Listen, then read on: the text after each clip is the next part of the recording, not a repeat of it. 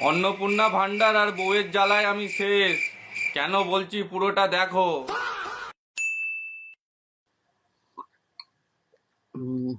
আজকে তো 10 তারিখ হয়ে গেল। আজকে অন্নপূর্ণা টাকা ঢোকার কথা আছে। এই কি গো?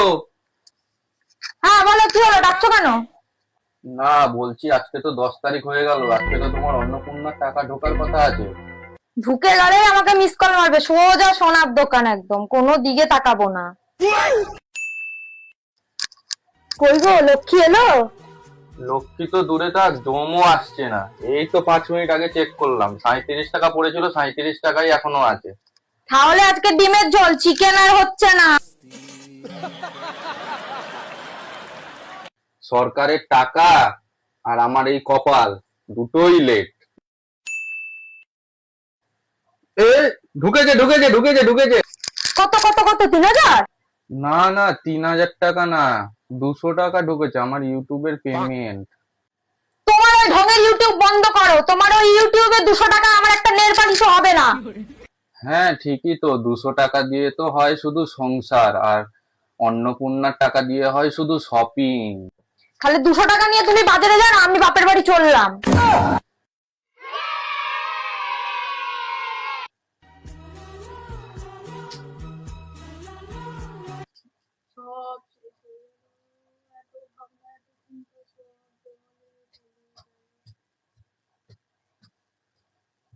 ভেবেছিলাম টাকাটা যদি ঢুকতো।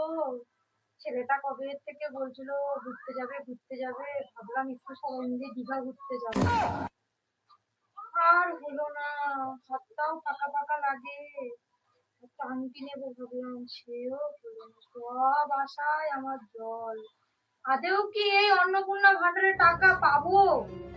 কে জানে কবে পাবো। তুমি থাকো তোমার ইউটিউব নিয়ে, আর ইউটিউবে 200 টাকা নিয়ে আমি মেয়ে নিয়ে চললাম বাপের বাড়ি। তো বন্ধুরা, তোমাদের কার কার অন্নপূর্ণা ভান্ডারে টাকা ঢুকেছে? তাহলে লেখো লক্ষ্মী লাভ কমেন্টে।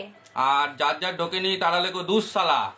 আর 200 টাকায় আমাদের মতন তোমাদের সংসার চলে নাকি সেটাও জানাবে। আর ভিডিওটা যদি ভালো লাগে অবশ্যই লাইক করবে, শেয়ার করবে, আর আর সাবস্ক্রাইব করবে। যারা ইউটিউব থেকে দেখছো। আর কাদের কাদের আমাদের ভিডিও ভালো লাগছে কমেন্টে জানাবে। টাটা, আবার অন্য একটা ভিডিওতে আসছি।